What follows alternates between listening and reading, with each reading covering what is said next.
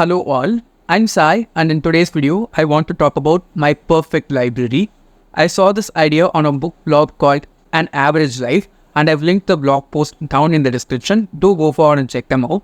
I'll just read out the basic idea behind this video from the blog post itself, and then starting with each and every one of the prompts, I'll just explain to you what my perfect library would look like. And if you stick with me until the end, you can even get a proper image of what that library would look like in real life, because I'm going to put all these prompts that I'm answering into an AI tool and just generate a few images so that we can have a pictorial representation of how it might look. Now the image part is not an idea from the blog. I just thought it would be nicer to look at visually once I answer all the questions at the end of the video. So without any further ado, let's get into the prompts right away. Now this is the basic idea from this blog post. It reads, my perfect library. Imagine you could construct your very own personal library with zero restrictions on finance or locations. Everyone has a different idea of perfect. I decided to write a post about my imaginary library and I'd love to share about yours too. So we are basically going to see what my perfect library is going to look like, and I'll be using the loeonardo.ai tool after I answer all the prompts and feeding them into it so that we can get an image properly. So the first prompt is location. I'm a very indoor person, but I'd like to have my library in a place where I can see a lot of hills that are surrounded by clouds. For example, like Ooty and Kodaikanal. I'm saying Kodaikanal in specific because I've been there and I've liked the scenic view of the mountains with the clouds and the mist just shrouding it properly. I'm a huge lover when it comes to nature and I'd love to have my own personal library on top of a hill or somewhere where it is surrounded by hills all around, and wherever I go and sit by a window, I can see the clouds and the hills out there and just read at my own leisure for my pleasure. So the perfect location for my perfect library would be somewhere where it is nice, chilly and has a lot of hills and clouds. Prompt number 2 is seating.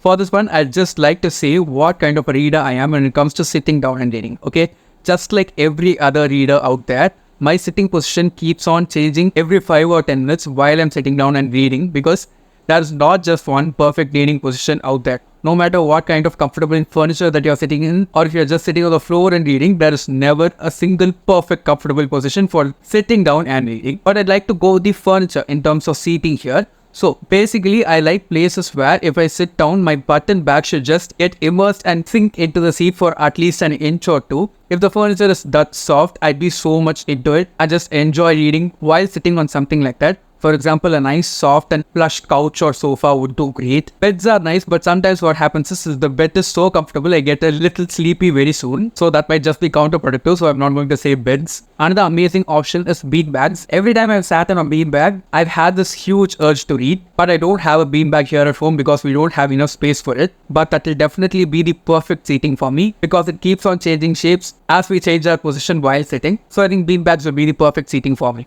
Prompt number 3 is lighting.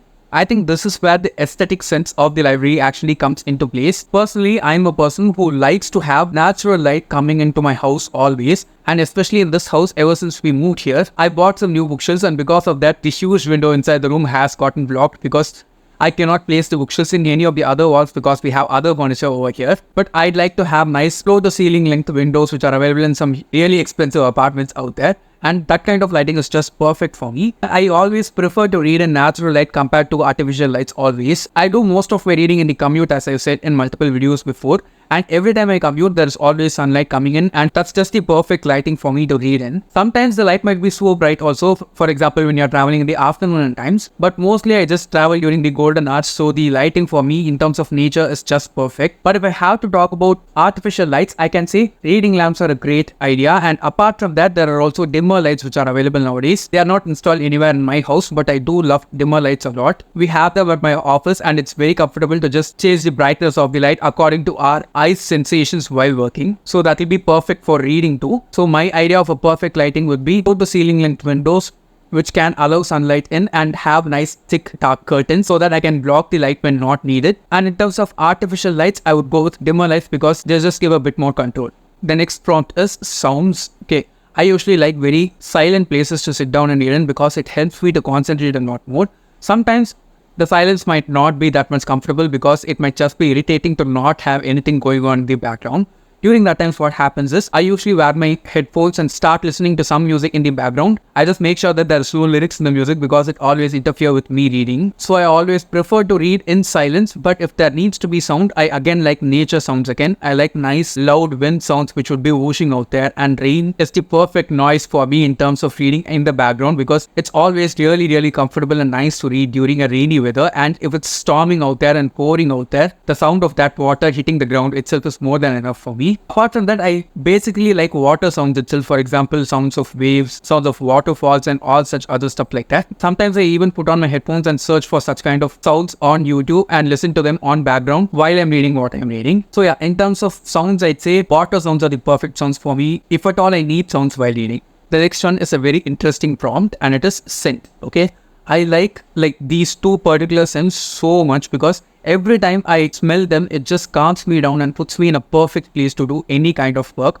whether it is like intense physical work that I have to do or something which is a bit more intellectually stimulating, like reading or doing my own work. The first of those two smells is sandalwood smell. Okay, I just love the smell of sandalwood so much. Not the yellow color tablets that we get in stores, but the actual sandalwood that we get in temples sometimes. And there are a few places who also sell proper sandalwood powder, which when mixed does not look yellow, but it was kind of the inside of the bark kind of color. If you go to like Kerala specific temples like Ayyappan temples and Guruvayurappan temples, you'll be getting that particular kind of sandalwood paste there, and the smell of it is just perfect. Okay, and the amount of sandalwood paste that they give also, you will only be able to smear a little bit on your forehead because more than that will not be necessary. And after that, I just like to rub it in my arms and like to smell my palms now and then because that smell is so calming and boosting for me. And apart from the sandalwood smell, I also like eucalyptus smell very much. Since I'm here in Chennai, it is very easy to get eucalyptus oil all the time throughout the year, especially from Ooty and Kodaikanal again. It is not just a nice and soothing smell, but it also helps to clear the respiratory tract. That's not the main reason though, but I do like that smell very much. But if you allow me to have just one smell that I can have while reading, I'd always easily select sandalwood paste or sandalwood smell because it is just so calming, and no matter what I do, I always love that smell and it puts me in the perfect place. The next prompt is snacks. Okay, I'd not say that I'm a huge snacker when it comes to reading because